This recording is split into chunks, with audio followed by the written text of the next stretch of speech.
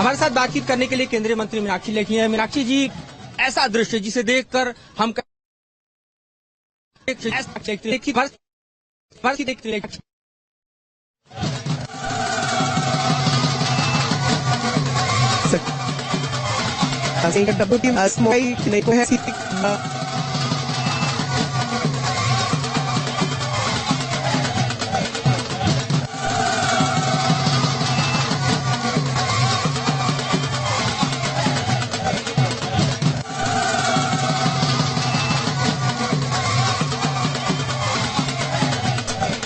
तो फिलहाल ये देश भर में हो रही जश्न की तस्वीरें हम आपको दिखा रहे हैं। थोड़ी देर में हम आपको लिए चलेंगे इसरो के सेंटर, जहां पर भी प्रेस कॉन्फ्रेंस होने वाली है और हमारे वो तमाम वैज्ञानिक जिनका ये टीम एफर्ट, ये टीम वर्क जो सफलता के नए आयाम को छू चुका है, उनकी जुबानी सुनेंगे, क्योंकि पूरा देश इंतजार कर रहा है उन्हीं की आवाज का, उनके अपने एक्सपीरियंस का। आज वो कैसा महसूस कर रही हैं, सालों की ये जो मेहनत थी और किस तरह से इस पूरे ऑपरेशन को अंजाम दिया गया, सब कुछ वो बताने वाले हैं। लेकिन फिलहाल इन तस्वीरों के जरिए आप देखिए, देश के हर एक हिस्से से ये जश्न की तस्वीरें सामने आ रही हैं। ढोल नगाड़े, हाथों में तिरंगा लिए आतिशबाजी करते हुए लोग आपको नजर आएंगे।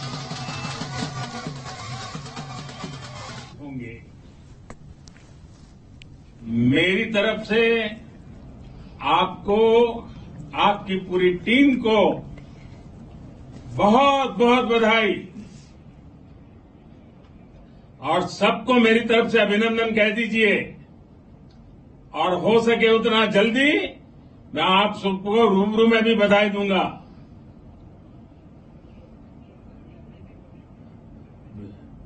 बहुत बहुत शुभकामनाएं और बहुत बहुत बधाई। Okay, namaskar. Moon or Earth. What we are trying to do. There are 7 instruments on board Aditya L1. Now let me complete some more. तो फिलहाल अभी आपने जो सुना, प्रधानमंत्री नरेंद्र मोदी ने फोन पर बात की है और जो भी लग रहा था कि वो इसरो चीफ से ही बात कर रहे थे और उन्हें शुभकामनाएं दे रहे थे। उन्होंने कहा कि वो जल्द ही जैसे ही वापस लौटेंगे समिट से रूबरू होकर शुभकामनाएं देंगे, उनके बीच में वो होंगे। तो ये जो खुशी है इस वक्त न केवल हिंदुस्तान में बल्कि पूरी दुनिया में इसका डंका बजा है और ये खुशी जाहिर की जा रही है।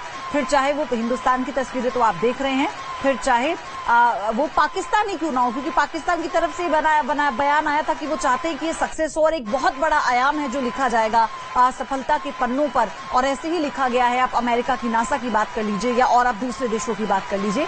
तो इस वक्त हिंदुस्तान पर सबकी निगाहें टिकी हैं और अब देखिए अंतरिक्ष में भी कैसे भारत का डंका आज बजा है।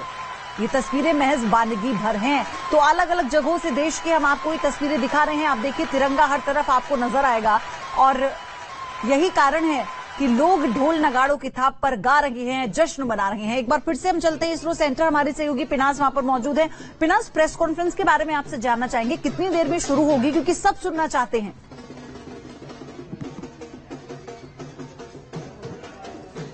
अयोध्या प्रेस कॉन्फ्रेंस शुरू हो चुकी है। अंग्रेजी में अभी ये प्रेस कॉन्फ्रेंस चल रही है, तो इंतजार है, क्योंकि सोमनाथ जो हैं वो बहुत अच्छी हिंदी भी बोलते हैं, तो इंतजार है कि अब वो हिंदी में अपना संबोधन करेंगे। तो हम न्यूज नेशन के दर्शकों को हिंदी का संबोधन जो है सीधे लाइव दिखाएंगे। मैं अपने कैमरा पर्सन संजय से कहूंगी कि वो इसको जूम इन करके दिखाएं कि किस तरह से यहाँ पर प्रेस कॉन्फ्रेंस शुरू हो गई है। और ये बेसिकली अभी संबोधन हो रहा है, उसके बाद मीडिया के साथ जो है अभी ब्रीफ कर रहे हैं। सोमनाथ जो है इसरो चीफ जो है वो ब्रीफ कर रहे हैं कि क्या कुछ अगले 40 दिनों में होने वाला है, 14 दिनों में माफ कीजिएगा, और किस तरह से एक एक अपडेट जो है उससे ली जाएगी, क्या खास चीजें हैं जिनका ख्याल जो है वो रखा जाएगा।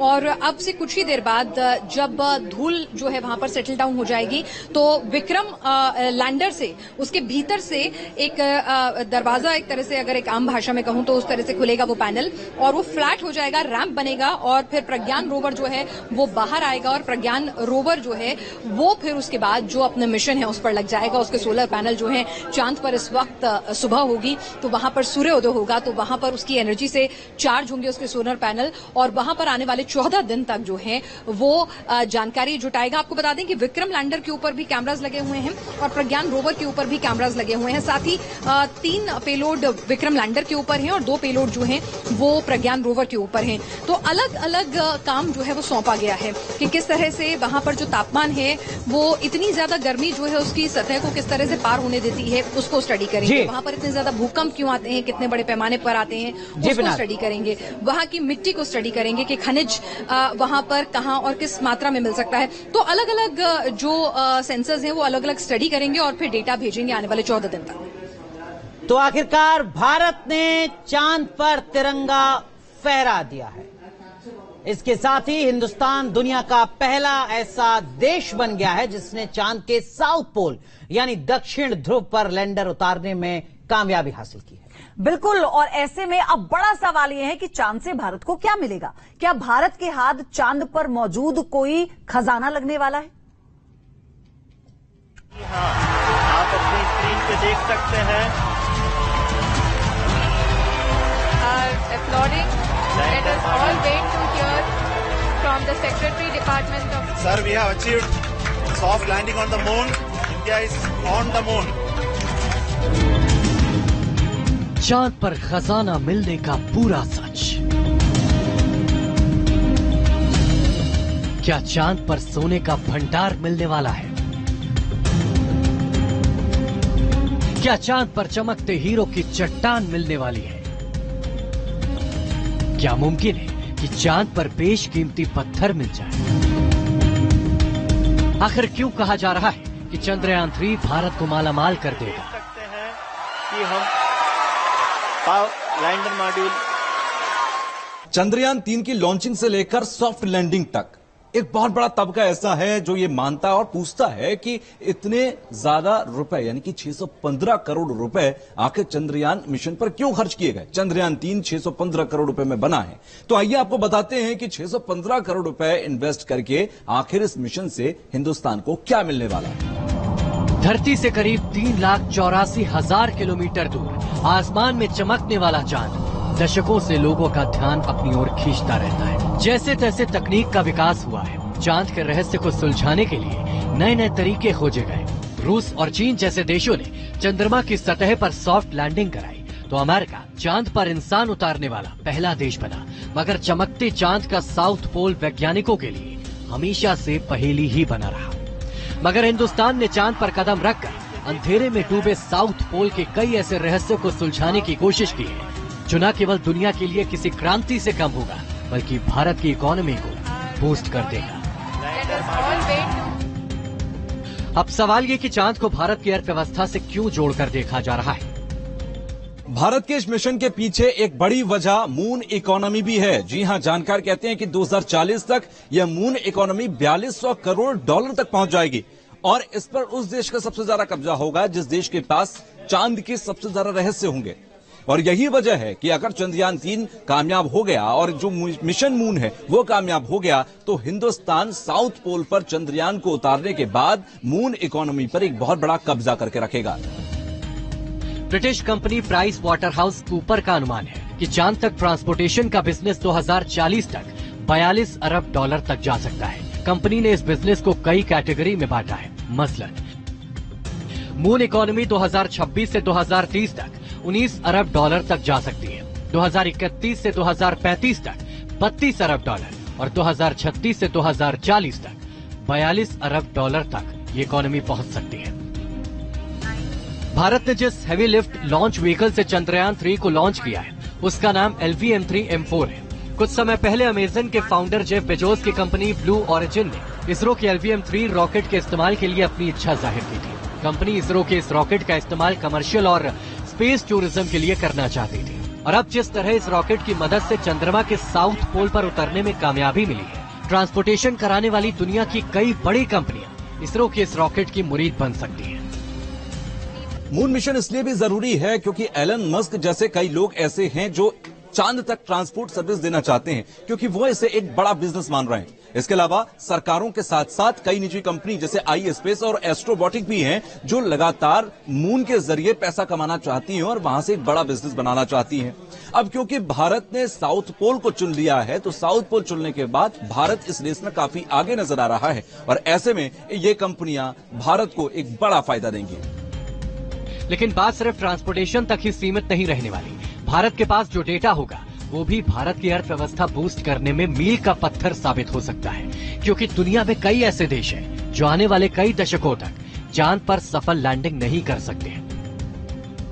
ऐसे देश रिसर्च के लिए भारत से करोड़ों डॉलर में डेटा खरीद सकते हैं। इस डेटा की मदद से वो बिना चांद पर जाए भी अपनी रिसर्च कर सकते हैं, क्योंकि चांद की भूमध्य रेखा का डेटा तो अमेरिका, चीन और रूस के पास भी है, मगर साउथ पोल का डेटा सिर्फ भारत के पास होगा। भारतीय रोवर का यही डेटा बताएगा कि चांद पर पानी मिलता है तो उस पानी से ऑक्सीजन बनाई जा सकती है या नहीं बनाई जा सकती, क्योंकि तभी भविष्य में चांद पर बेस बनाने की उम्मीदें पैदा होंगी। अनुमान है कि भारत के सफल अभियान के बाद साल 2030 तक चांद पर 40 और 2040 तक 1000 एस्ट्रोनॉट रह रहे होंगे, जिसके लिए चंद्रयान 3 की रिसर्च काफी काम आएगी।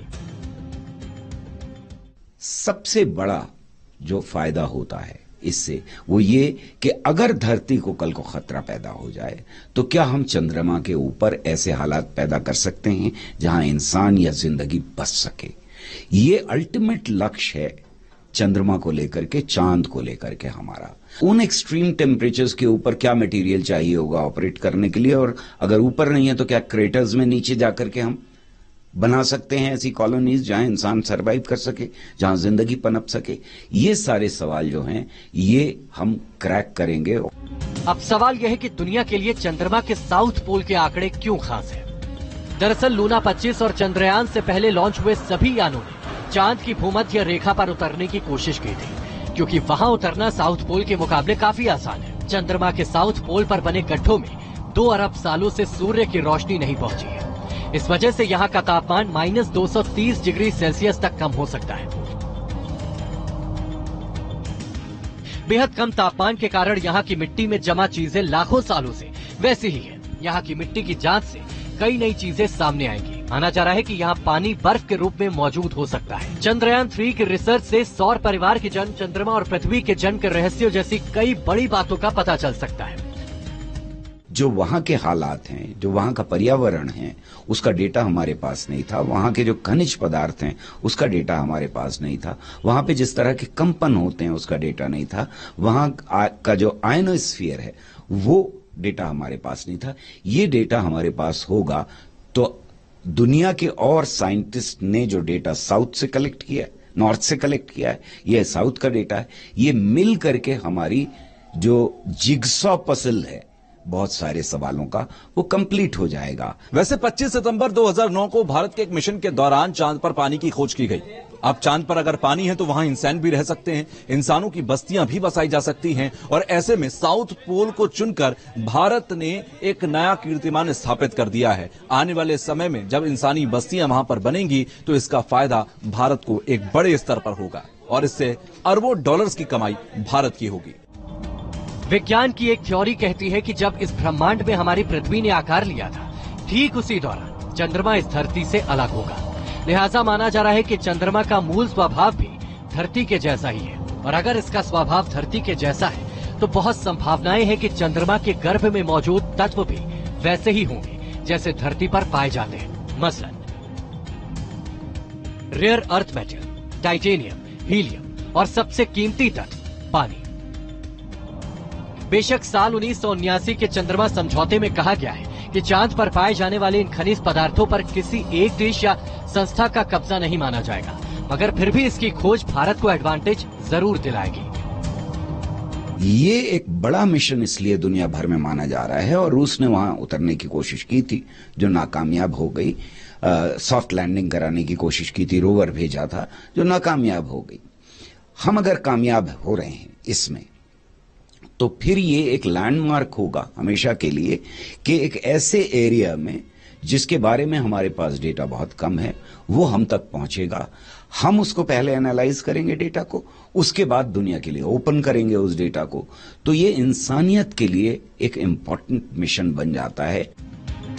अनुमान के मुताबिक पानी के अलावा चांद पर हीलियम 3 नाम का एक ऐसा मिनरल है जो क्लीन एनर्जी बनाने के काम आता है, जो धरती पर बहुत ही दुर्लभ है, कम मात्रा में पाया जाता है। लेकिन रिसर्च के मुताबिक चांद पर 30 लाख टन हीलियम 3 हो सकता है। इसे ऐसे समझिए, मार्केट में इस वक्त हीलियम 3 तकरीबन 2 लाख रुपए प्रति किलो की कीमत से बिकता है। चांद पर ये 30 लाख टन है, यानी धरती पर इसकी कीमत ये होगी, जीरो गिन लीजिए, कीमत आएगी 60 लाख करोड़। चांद पर कितना खजाना है ये तो आपने देख लिया, लेकिन सवाल तो ये खड़ा होता है कि आखिर इस खजाने को निकाला कैसे जाएगा। हीलियम 3 के अलावा चांद पर एक और चीज है जो बहुत ज्यादा जरूरी है, वो है टाइटेनियम।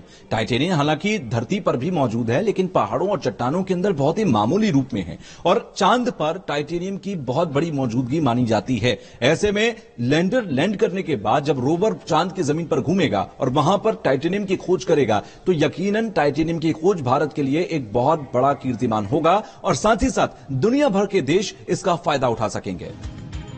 कुल मिलाकर चंद्रयान 3 के लैंडर ने भले ही चांद के दक्षिणी ध्रुव पर सफलतापूर्वक लैंडिंग कर दी, मगर इसके रोवर के अगले 14 दिन बड़े अहम होने वाले हैं, क्योंकि इन 14 दिनों में रोवर चांद के हर उस रहस्य से पर्दा उठाने की कोशिश करेगा जो धरती पर रहने वाले लोगों के लिए अभी भी एक अबूझ पहेली है। Team news nation.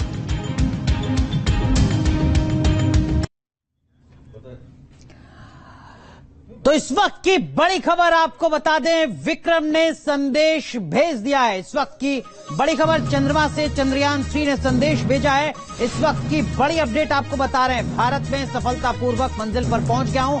ये ट्वीट भी किया था काफी देर पहले, इसरो की तरफ से ये ट्वीट किया गया था जिसमें ये बताया गया कि मैं मंजिल पर पहुंच गया हूं, भारत को बधाई। तो इस वक्त की बड़ी खबर आपको बता रहे हैं, मिशन चंद्रयान 3 सफल हो गया है, सफलता के साथ उसकी लैंडिंग हो गई है और अब जो 14 दिन हैं अगले धरती के मुताबिक वो बेहद महत्वपूर्ण, क्योंकि इन 14 दिनों में वो सब कुछ धरती तक पहुंचेगा। हमारे साथ बहुत ही खास मेहमान जुड़ चुके हैं, केंद्रीय मंत्री जितेंद्र सिंह जी। बहुत बहुत स्वागत है सर आपका न्यूज नेशन पर। पूरा देश यहां पर आपको सुन रहा है। 1000 किलोमीटर से 2200 किलोमीटर पर उतर आएगा तो वो स्मूथली जाए, थोड़ा सा हो जाए तो, और खासतौर से आखिर के जो 150-200 मीटर का फासला होता है उस समय वो विक्रम पूरी तरह मुक्त हो जाता है, वो अपने विवेक से काम करता है, हमारा कोई नियंत्रण नहीं रहता, तो उसको फैसला स्वयं करना होता है, तो वो एक बड़े क्वेश्चन नहीं रहता।